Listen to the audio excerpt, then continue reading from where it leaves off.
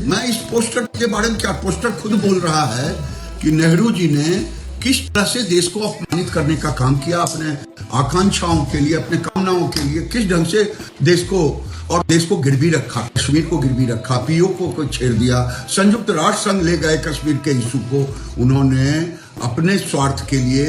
देश को गिरवी रखने का काम किया। और तो और जब बाबा साहब अंबेडकर चुनाव हार गए तो माउंटबेटन के साथ वो खुशियां मना रहे थे, ये पोस्टर बोल रहा है। और नरेंद्र मोदी देश के ऐसे प्रधानमंत्री निकले जो पूरी दुनिया में भारत के मान मर्यादा को बढ़ाने का। ये गिरिराज सिंह है। इनको और इनके जैसे कई बड़े बीजेपी नेताओं को अक्सर आपने सुना होगा कि नेहरू ने ये किया, नेहरू की वजह से वो हुआ, इंदिरा गांधी की वजह से ये हुआ, मुगलों ने ये किया, हिंदू खतरे में है, आदि आदि आदि। लेकिन इनके मुंह से कभी आपने नहीं सुना होगा कि भारत में शिक्षा का बजट इतना होना चाहिए, शिक्षा की स्थिति ये होना चाहिए, बेरोजगारी बढ़ रही है, आर्थिक असमानता बढ़ रही है, महिला सुरक्षा पर ये नहीं बोलेंगे, वायु प्रदूषण पर ये नहीं बोलेंगे, जल प्रदूषण पर ये नहीं बोलेंगे, हमारे यहाँ जो क्रिमिनल रेट्स बढ़ रहे हैं, मॉब लिंचिंग हो रही है, इन मुद्दों पर ये नहीं बोलेंगे। इनका जब पोस्टर निकलता है तो वो जवाहरलाल नेहरू के लिए निकलता है, इंदिरा गांधी जी के लिए निकलता है, राजीव गांधी जी के लिए निकलता है, महात्मा गांधी के संदर्भ में भी ये लोग बोलते हैं, मुगलों की बात करते हैं, आज की बात नहीं करते। कारण क्या है कि इन मुद्दों पर जब प्रश्न पूछा जाएगा तो इनके पास उत्तर नहीं होंगे, और उत्तर नहीं होंगे तो सत्ता में ये ज्यादा दिन नहीं बने रह सकते, जनता इनको सत्ता से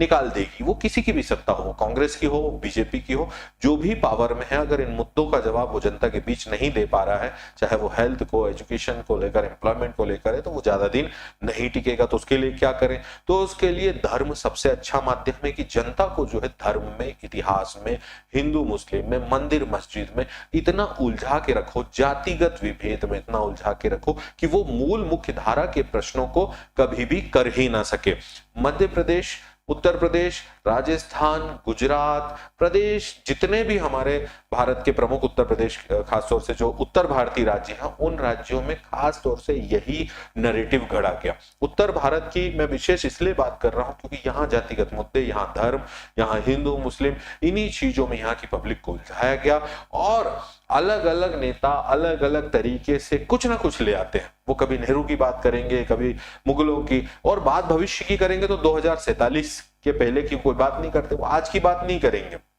रुपया क्यों गिर रहा है उनको कोई मतलब नहीं है, हवा क्यों खराब है क्यों मतलब नहीं है, जहरीला पानी पी के लोगों की मृत्यु क्यों हो जा रही है उनको कोई मतलब नहीं है, मॉब लिंचिंग क्यों हो रही है SC ST के लोगों पर कोई मतलब नहीं है, आप बेरोजगारी क्यों बढ़ रही है कोई मतलब नहीं है। अब इन पर अगर आप प्रश्न पूछोगे तो हिंदू धर्म खतरे में आ जाएगा, इन पर अगर आप प्रश्न पूछोगे तो आपको कांग्रेसी का सर्टिफिकेट मिल जाएगा। एक नैरेटिव सा बना दिया है इन्होंने कि अगर मान लो कोई मुस्लिम प्रश्न पूछ रहा है तो उसको ये आतंकवादी कह देते हैं, हिंदू अलग विचारधारा से प्रश्न पूछ रहा है उसको कांग्रेसी कह देते हैं, कोई अगर दलित प्रश्न पूछ रहा है तो उसको भीमटा कह देते हैं, कोई मान लो अलग कोई किसान के मुद्दों को उठा रहा है सिख तो उसको खालिस्तानी कह देते हैं। हर एक किसी के लिए इन्होंने जो है एक वर्ड और टाइटल बना दिया कि भाई हाँ ये तो विरोधी, हमारे विचार में नहीं चल रहा मतलब विरोधी, हमारी मान्यता को नहीं मान रहा। क्या ऐसे लोकतंत्र की कल्पना भारत में की जानी थी? आप देखें तो यहाँ बाबाओं ने इनका पूरा सपोर्ट कर रखा है, बाबा लोगों की पूरी लॉबी इनके पास है जो पूरी तरीके से इनका काम करते हैं, जो मुख्य मुद्दों से जनता को भटका कर रखते हैं। मेरा मूल प्रश्न इस वीडियो के माध्यम से यही है कि जो मूल मुद्दे हैं वो शिक्षा है, वो स्वास्थ्य है, वो रोजगार है, वो आर्थिक असमानता, जातिगत असमानता, वो महिला सुरक्षा, वो शुद्ध हवा, वो शुद्ध पानी, वो बेहतर सड़कें, वो पेट्रोल डीजल, वो अर्थव्यवस्था में रुपये का मजबूत होना,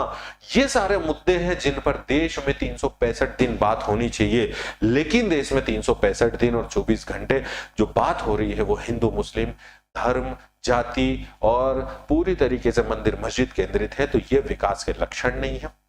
ये स्वस्थ लोकतंत्र की निशानी नहीं है, और ये और सिर्फ राज कर रहे हैं गिनती के लोग, और इन्होंने इन मुद्दों के माध्यम से जनता को गुमराह करा हुआ है। अगर आप सहमत हैं, अगर आप विचार से